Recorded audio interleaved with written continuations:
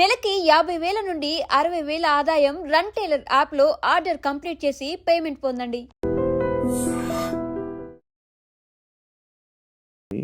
పెళ్లి జరిగింది. ఎన్ని ఇయర్స్ లవ్ చేసుకున్నారు నార్మల్గా? నా 8th క్లాస్లో అనుకుంటా. 2 years అయిందా మొత్తం? 2 years 2 years లవ్, 3rd yearలో పెళ్ళి అయిపోయింది. మరి ఇంత లవ్ చేసుకున్నారు కదా, బ్రేకప్ అవ్వడానికి ఎందుకు రీజన్? అంటే 3 years లవ్, సడన్ గా ఒక రోజులో బ్రేకప్ ఎందుకు? అలా ఒక రోజులో కాలేదు, అది కొన్ని సిచ్యువేషన్ ఇంకా అలా జరిగింది. ఫీల్ అయ్యావా అనవసరంగా వదిలేసాను అని? అనవసరంగా వదిలేసానని కాదు, కానీ బాధపడ్డాను. చాలా రోజులు బాధపడ్డాను. అరే ఇలా కాకుంటే బాగుండేది, ఇద్దరం బాగుండే వాళ్ళం కదా, అలా బాధపడ్డాను. అంటే మీ మాటలు వింటుంటే ఎవరి తప్పు లేదు. దిష్టి కొట్టింది మాకు బాగా. అదే అంటే దిష్టి తగులుతూ విడిపోతారా? నిజంగా విడిపోతారు. ఫ్రెండ్షిప్ అయినా ఏదైనా సరే మన మీద కళ్ళు పడ్డాయి అనుకో విడిపోతారు. నమ్ముతారా ఇది? నమ్ముతాను, నేను చాలా నమ్ముతాను. ఇంకా నాకు జరిగింది కాబట్టి నేను నమ్ముతాను. దిష్టి వల్లే విడిపోయింది. ఇప్పుడు తమిళ పెట్టండి, దిష్టి వల్ల విడిపోయిన వీళ్ళిద్దరు ఎందుకయ్యా సామి ఇదంతా నాకు అనిపిస్తుంది ఇప్పుడు. ఏమైనా స్ట్రగుల్స్ ఫేస్ చేసావా విడిపోయినాక? లైక్ పెళ్ళి అయ్యాక కానీ లేకపోతే విడిపోయాక కానీ? పెళ్లిలో పెళ్ళి అయిన తర్వాత బాగున్నాం, ఇద్దరం ఈవెంట్స్ చేసుకున్నాం, లిరిని బాగా చూసుకున్నాం, అంత ఇక కొన్ని ఇప్పుడు అవన్నీ మాట్లాడదలుచుకోలేదు నేను. ఎందుకంటే పాతవి తవ్వేసి తన లైఫ్ బాగుంది, నా లైఫ్ బాగుంది, మధ్యలో మళ్ళీ టాపిక్స్ చేసి మళ్ళీ వెనక్కి లాగడం నాకు ఇష్టం లేదు. తర్వాత పెళ్ళి అంటే ఇంకా అయిపోయిన తర్వాత, గొడవ అయిపోయిన తర్వాత చాలా మంది చాలా రకాలుగా మాట్లాడారు నన్ను. అంటే రోడ్డు మీద నడుచుకుంటూ వెళ్ళేటప్పుడు కానీ చాలా, ఇప్పటికీ తప్పట్లేదు అది. ఇంకా లోకంలో మేము ఇద్దరమే ఉన్నాము, మా ఇద్దరికే డైవర్స్ అయిపోయినాయి, వీళ్ళిద్దరే వైఫ్ అండ్ హస్బెండ్స్, ఎవరు విడిపోలేదు అన్నట్టు చేస్తున్నారు జనాలు అయితే. నిజంగా అలా అప్పుడు కూడా అలాగే చేశారు. రోడ్డు మీద నడుతుంటే అప్పుడు చేశారు. అప్పుడు నేను ఇలా వెళ్తుంటే, అరే నేను మొగుడు వదిలేశారంటారా దీన్ని, ఇది ఏం చేసిందోరా, మొగుడు వదిలేశాడు అని చెప్పి అన్నారు. ఇలా వదిలేసిన తర్వాతనే కదా నాకు ఎక్కువ అలా అలా చాలా స్ట్రగుల్స్ పడ్డాను. ఎవరున్నారు నీకు సపోర్ట్ గా అప్పుడు? Mummy daddy. అమ్మ నాన్న ఏమన్నారు? మా మమ్మీ డాడీ అసలు, మా డాడీ గురించి ఎత్తనే ఏడిపోతుంది నాకు. అంటే మా డాడీ ఎలా అంటే, వీళ్ళకి ఎలా ప్రేమ చూసుకోవాలో తెలియదు మా మమ్మీ డాడీకి. ఫస్ట్ ఆఫ్ ఆల్ మా డాడీ గురించి నేను ఎప్పుడు ఎక్కడ మాట్లాడలేదు. ఇక్కడ అంటే అందరూ లవ్ యూ డాడీ, ఇప్పుడు ఈ జనరేషన్ లో అప్పుడు వాళ్ళకి తెలియదు. ఇప్పుడు మనం ఏడ్చినా ఎందుకు ఏడుస్తున్నావు, ఇది కావాలా, ఇట్లా. ఫస్ట్ మా డాడీకి సారీ అని చెప్పాలని ఉంది గట్టిగా, హక్ చేసుకొని. కానీ ఆయనకి ఆ ఫీలింగ్స్ ఉండవు, అంటే తెలీదు. చెప్పినా కూడా ఎందుకు ఏడుస్తుందో అంటాడు. మా మమ్మీ కూడా అంతే. నేను లవ్ మ్యారేజ్ చేసుకొని వెళ్ళిపోయినప్పుడు కూడా చిన్న మాట అనలేదు నన్ను, చిన్న మాట. ఎందుకు చేసుకున్నావు అయినా అడగలేదు. మేమిద్దరం కలిసి ఇంటికి వెళ్ళినప్పుడు సారీ డాడీ అని చెప్పి ఇంట్లోకి వెళ్ళిపోయాం అంతే. ఎంత బాగా చూసుకున్నాడు మా ఇద్దరిని తెలుసా, ఇంత మాట కూడా అనలేదు ఎప్పుడు. నాకు ఆయన వద్దు డాడీ అన్నప్పుడు ఏమనలేదు, మళ్ళీ కావాలి డాడీ అన్నప్పుడు ఏమనలేదు. నిజంగా మా డాడీ దొరకడం నాకు చాలా అదృష్టం. ఆయన గురించి ఎప్పుడు ఎక్కడ మాట్లాడలేదు నేను, ఫస్ట్ టైం మాట్లాడుతున్నాను. ఐ లవ్ యూ డాడీ అంతే. అంటే ఒక అమ్మాయికి ఒక డాడీ సపోర్ట్ ఎంత ఉండాలో, కానీ నాకు మా డాడీ ఫ్రెండే. ఇద్దరం కూర్చుంటాం, మాట్లాడుకుంటా ఉంటాం బాగా. రాత్రి కూర్చుంటారు, తాగుతా ఉంటాను, నేను పోస్తా సిట్టింగ్ చేసుకొని కూర్చొని మంచిగా మాట్లాడుతా. మా డాడీ నాకు ఎప్పుడు ఫోన్ చేయడు, మా మమ్మీ డాడీ అసలు నాకు ఫోనే చేయరు. ఒక అమ్మాయిగా బయటకి ఇంత తిరుగుతానా అంటే వాళ్ళకి తెలియదు, ఏం చేస్తున్నావు, ఎక్కడున్నావు, అయిపోయిందా, అసలు ఫోనే ఉండదు. తనకు తెలుసు 3 months ఒకసారి మా డాడీ ఫోన్ చేస్తే ఏడుతాను ఫుల్. స్క్రీన్ షాట్ పెట్టి స్టేటస్ పెడతాను, మా డాడీతో ఇంతసేపు మాట్లాడాను. మొన్న నార్మల్ గా ఏడుపు వచ్చేస్తుంటది నార్మల్, లేకపోతే ఒక టాపిక్ ఇక్కడ పెయిన్ ఉంటది కదా. ఇప్పుడు డాడీ గురించి తీసినాకనే పెయిన్ వచ్చింది. మా డాడీతో నేను అంత ఉన్నాను, మా డాడీతో టైం స్పెండ్ చేయలేకపోతున్నాను. నాకు మా డాడీ లిరి చాలా, వీళ్ళిద్దరు పేరు ఎత్తే నేను ఏడ్చేస్తాను ఫస్ట్. మీ అబ్బాయి అంత ఇష్టమా మీ అబ్బాయి అంటే? చచ్చిపోతాను, వాని కోసమే బతుకుంది నేను. ఇప్పుడు కొన్ని రోజులు అయిన తర్వాత మీ అబ్బాయిని పంపించాలి, నాన్న దగ్గర పంపించాలి అని అంటే పంపించరు. అంటే యాక్చువల్ లా ప్రకారంగా నార్మల్గా కొన్ని ఇయర్స్ అమ్మ దగ్గర, ఇన్ని ఇయర్స్ అని అమ్మ దగ్గర ఉండాలి అని చెప్పి. మీరు అలా అంటే నాకు గుండె అయిపోతుంది. లేదు, జనరల్గా అడుగుతున్నా. లిరి వెళ్ళడు, అమ్మ కాడే ఉంటా అని చెప్తాడు. షూర్. నేను ఉంటాను, సపరేట్ గా మనతో మీరు మాట్లాడండి, వాడు చెప్పేస్తాడు. వెళ్ళడాడు. అంటే అబ్బాయి ఇష్టం, అబ్బాయి ఇప్పుడు నా ఇష్టం లేదు, తన ఇష్టం లేదు, వాళ్ళు ఇరిగాని అడుగుతారు కదా, మా మమ్మీని వదిలిపెట్టి రానని చెప్తాడు. ఇప్పుడు హ్యాపీయా మొత్తం అంతా, మీ అబ్బాయి మీరు అంతా హ్యాపీ? మేమిద్దరం చాలా హ్యాపీగా ఉన్నాం. అవును, యాక్చువల్లీ పేరెంట్స్ మధ్య జరిగినవి పిల్లలకి చెప్పకూడదు, ఎందుకు వాళ్ళని ఇబ్బంది పెట్టడం అనేసి నార్మల్గా అనుకుంటుంటారు బయట, నార్మల్గా జనరల్గా. నేను ఒక దాంట్లో నేను చూసిన దాంట్లో మీరు చెప్పారు, నాకు జరిగిన లైఫ్లో ప్రతి ఒక్కటి నేను మా అబ్బాయితో షేర్ చేసుకుంటానని చెప్పడం జరిగింది. కరెక్ట్ అనుకుంటున్నారా? కరెక్టే.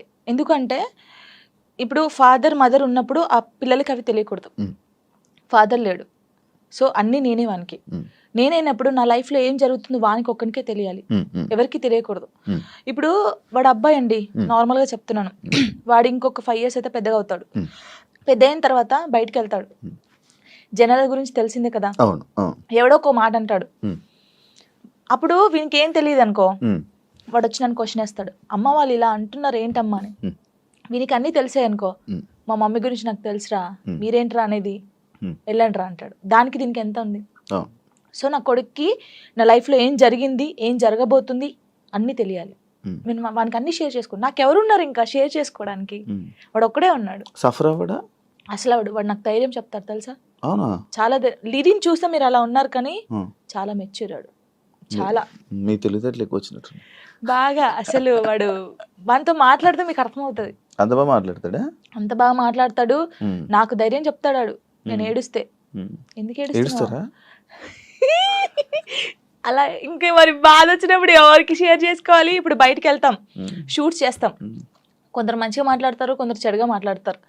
అట్లా మాట్లాడినప్పుడు ఇంటికి వెళ్తాను, వాడిని చూడగానే ఏడుపు వస్తుంది, గట్టిగా పట్టేసుకొని డాడీ ఇలా అన్నారా ఈ రోజు నన్ను, అన్నీ చెప్తాను శివ గారు తెలుసా. నేను ప్రతి పిన్ టు పిన్ చెప్తాను వానికి. నేను నాకు ఎవరైనా ప్రపోజ్ చేసినా, ప్రపోజ్ చేశారు లిరి నాకు అని చెప్తాను నేను, సీరియస్ గా. ఎవడాడు అంటాడు, ఎవడాడు అంటాడు, నాకు నచ్చలేదు లిరి అని చెప్తాను నేను. ఉండేలే అప్పుడు, చెప్పకూడదు పేరు, నార్మల్ గా అంటే ఎవరికైనా ఉంటారు, నేను కూడా మనిషినే కదా, నాకు కూడా క్రష్ ఉంటారు. నాకు అనుష్క అంటే క్రష్, హీరోయిన్ మీరు హీరోయిన్ క్రష్. నార్మల్ గా ఒకరంటే ఇష్టం ఉండే, అంటే వాళ్ళతో ఎప్పుడు మాట్లాడలేదు, నేను వాళ్ళని ఎప్పుడు కలవలేదు, ఎప్పుడు చూడలేదు, కానీ బట్ కొన్ని వీడియోస్ చూసిన తర్వాత వాళ్ళ క్యారెక్టర్ నచ్చి కొంచెం ఇష్టపడ్డాను. ఇప్పుడు ఇది చెప్పారా మీ అబ్బాయికి? చెప్పాను ఒరే వాళ్ళ క్యారెక్టర్, ఓ అవునా, ఓకే ఓకే. కన్వే చేశారా ఆయన దాకా? చెప్పాను ఆయనకి. అబ్బాయికా చెప్పలేదు, చెప్పాలని లోపు పెళ్లి అయిపోయింది. సీరియస్ గా ప్రామిస్, ఇది పెళ్లి అయిపోయింది. అయ్యో దేవుడా, పెళ్లి అయిపోయిందా, ఓకే పర్లేదులే, చూసుకుంటున్నారు కదా వీడియోస్, ఓకే ఫైన్, ఇష్టం కదా చూస్తూ ఉందాంలే అలాగా. ఇంకో మ్యారేజ్ చేసుకోవాలని ఆలోచన లేదు లేదా? కింద కామెంట్స్ వస్తూ ఉంటాయి నార్మల్గా. ఫస్ట్ మీ అబ్బాయికి ఫస్ట్ తండ్రిని తీసుకునిరా అని, లేకపోతే ఇలా కామెంట్స్ వస్తుంది, వాళ్ళకి ఏం చెప్పాలను? ఇప్పుడు తండ్రిని కల్పించండి ఫస్ట్, ఆయన తండ్రి దగ్గర పోనాను. అరే వీనికి ఇష్టం లేదు, వీనికి అన్ని బాగా చూసుకున్నప్పుడు ఇంకెందుకు? ఇప్పుడు తండ్రి అంటే తన లైఫ్ తను చూసుకుంటున్నాడు, హ్యాపీ. మళ్ళీ మేము తన లైఫ్ లోకి వెళ్ళి మేము డిస్టర్బ్ చేయలేము, తను మా లైఫ్ డిస్టర్బ్ చేయడు. అంటే లిరితో అప్పుడప్పుడు మాట్లాడిస్తాను నేను, ఎప్పుడు బర్త్డే కంపల్సరీ మాట్లాడించాలి కాబట్టి నేను మాట్లాడిస్తాను. నేను దాన్ని అసలు అలా చేయను, ఎప్పుడైనా కలవాలనిపిస్తే కలుస్తాను, కానీ ఊకే కల్పించను. ఎందుకు ఇక్కడ ఏమైతుందంటే, ఊకే కల్పించిన కొద్దీ ఏదైనా ఒక వీడియో బయటకు వస్తే ఇంకా వైరల్ అవుతుంది. అది మేము బాగుంటుంది, ఇప్పుడు మా లైఫ్ బాగుంటుంది, తన లైఫ్ బాగుంటున్నప్పుడు ఇంకా మధ్యలో ఇవన్నీ వద్దు. సో లిరికి చెప్పాను, లిరియే చెప్తాడు, వద్దులే అమ్మా మనం బాగున్నాం కదా, బర్త్డేకి ఫోన్ చేస్తాడు, నేను మాట్లాడతాను అంతే. ఇప్పుడు ఎక్కడ ఉంటున్నారు? లిరి నాతోనే ఉంటాడు. ఇప్పుడు హైదరాబాద్ ఫుల్ పూర్తిగా షిఫ్ట్ అయిపోయారు? షిఫ్ట్ అయిపోయాను. మనోడు ఏం చదువుతున్నాడు? ఇప్పుడు 5th క్లాస్ ఆడు. 5th క్లాస్ వాడికి మాటలు చెప్తున్నా, పర్లేదు. అంటే వాడు చిన్నప్పటి నుంచి నన్ను చూస్తున్నాడు కదా, చూస్తున్నాడు కాబట్టి వానికి అన్ని తెలుసు. ఇప్పుడు ఒక అంటే వానికన్నా ఎక్కువ నేను మిస్ అవుతాను అనమాట. వాడు చెప్తా ఉంటాడు అందరికి, నాకన్నా మా మమ్మీకి నేను మిస్ యూ చెప్తానే ఉంటాను అనమాట. 5 days వెళ్తాం మనం షూట్కి, అలా అప్పుడప్పుడు మిస్ అవుతాను, వాడు కూడా మిస్ అవుతాడు బాగా.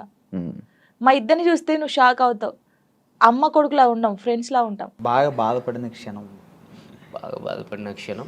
అంటే మనిషి జీవితంలో హ్యాపీ ఉంటుంది, అట్లా సాడ్ కూడా ఉంటుంది, చాలాసార్లు జరుగుతుంది, కానీ మన మైండ్లో ఒకటి రిజిస్టర్ అయిపోయి ఉంటుంది కదా. అంటే నేను లైఫ్లో ఒకటి మనం ఎప్పుడైనా కానీ ఒకటి అనుకుంటాం, ఇట్లా ఉండాలి, ఒక ఫ్యామిలీతో ఉండాలి, ఇది ఇది అని నేను ఒక పెద్ద కోట కట్టుకున్న తర్వాత ఒకటేసారి కూలిపోయింది.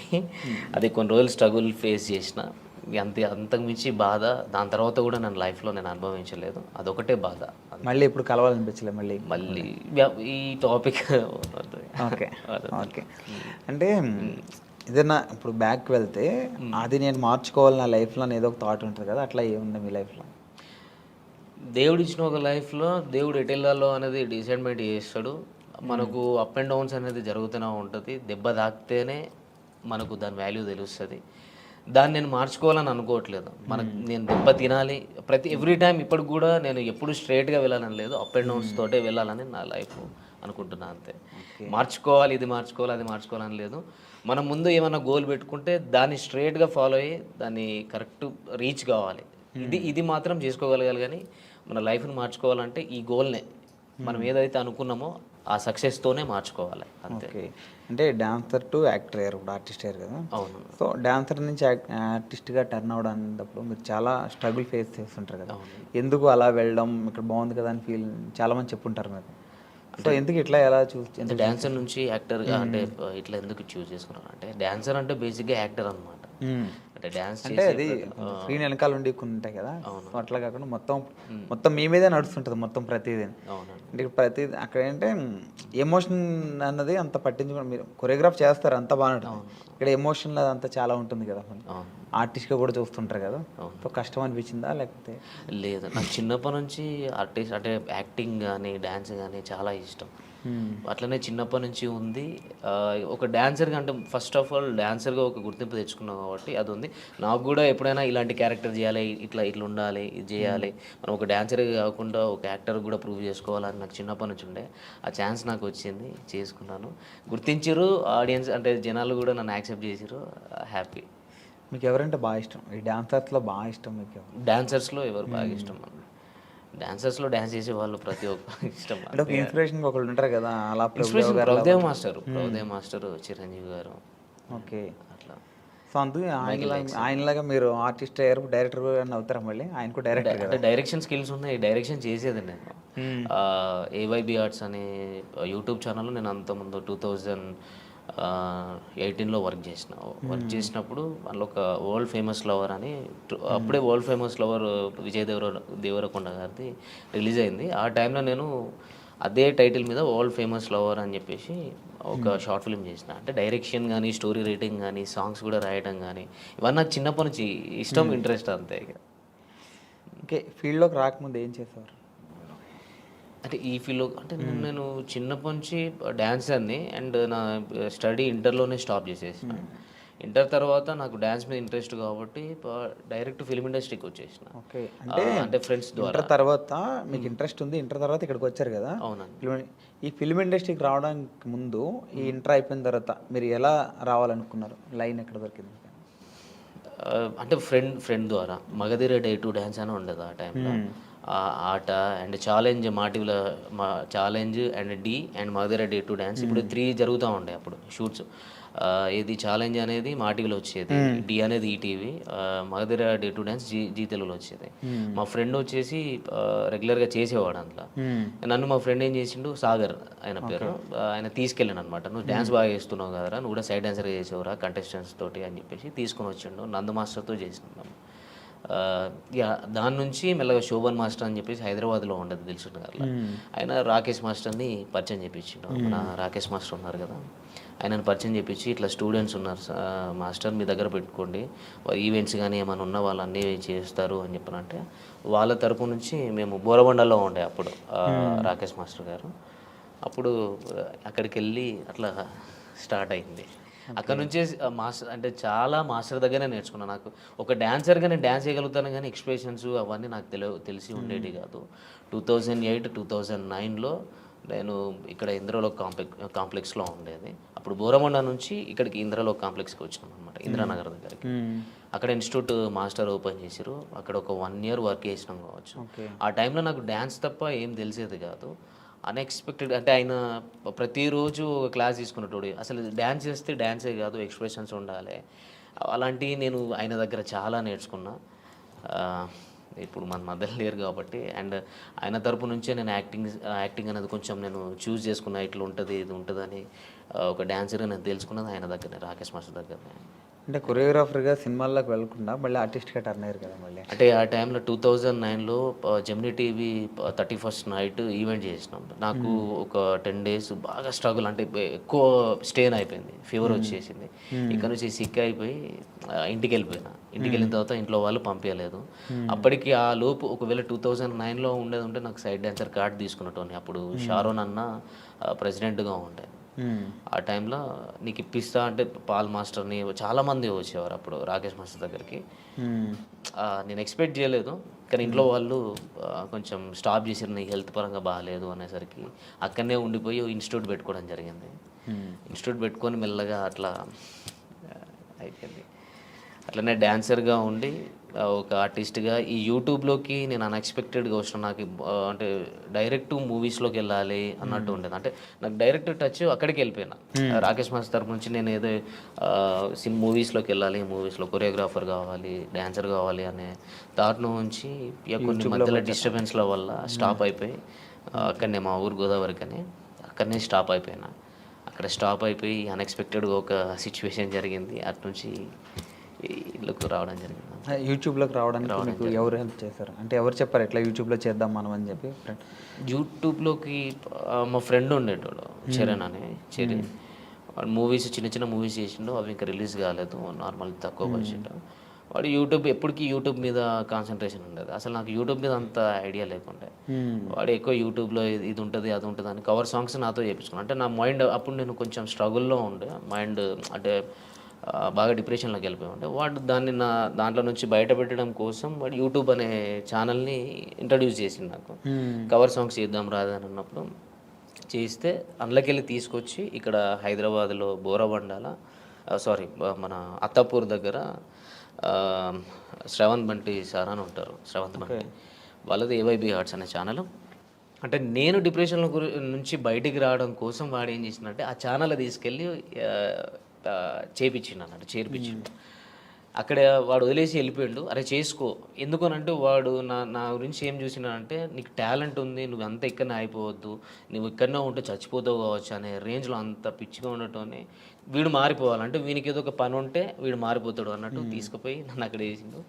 అక్కడ నాకు డ్యాన్స్ నేర్పిమని సార్ చెప్పారు. ఆర్టిస్టులు వస్తూ ఉంటారు, వాళ్ళకి డ్యాన్స్ చెప్పండి మీరు అని చెప్పి అన్నారు. మంత్లీ ఇంత మీకు పేమెంట్ ఇస్తా అది ఇది అని చెప్పానంటే అది యాక్సెప్ట్ చేసిన. తర్వాత నీ లోపల యాక్టింగ్ స్కిల్స్ ఉన్నాయి టోని, నువ్వు కూడా షార్ట్ ఫిల్మ్స్ చేసుకోవచ్చు, వెబ్ సిరీస్ చేద్దాం అని అంటే అన్ఎక్స్పెక్టెడ్ సరే ఓకే అన్న ట్రై చేసిన. అంటే నాకు యాక్టింగ్ చేయాలని చాలా ఇంట్రెస్ట్ ఉండే ఆ టైంలో. అనుకోకుండా చేసేసిన. టోనీ నువ్వు డాన్సరే కాదు, నువ్వు యాక్టర్ కూడా, నువ్వు అయితే ఏదో ఒక రోజు మంచిగా ఉంటుంది అది అని చెప్పని అన్నారు. మళ్ళీ అన్ఎక్స్పెక్టెడ్ అంటే ఇది మూవీ వర్షన్ నుంచి యూట్యూబ్ నుంచి ఫోక్ ఇండస్ట్రీకి రఘుజాన్ అన్న ఫ్రెండ్, వాడు కొరియోగ్రాఫర్. వాడు అన్ఎక్స్పెక్టెడ్గా నువ్వు వచ్చి సాంగ్ చేయాలని చెప్పని అన్నాడు. చలో చలో కమలమ్మ సాంగ్ చేశాను. అప్పుడు కూడా నాకు ఇంట్రెస్ట్ లేదు, అన్ఎక్స్పెక్టెడ్ చేసిన, అది సక్సెస్ అయింది. వెంటనే అదే ప్రొడ్యూసర్ నాకు కాల్ చేయడం జరిగింది. కొంతమంది చాలామంది నంబర్స్ తీసుకొని ఇట్లా టోనీ బాగా చేస్తున్నాడు,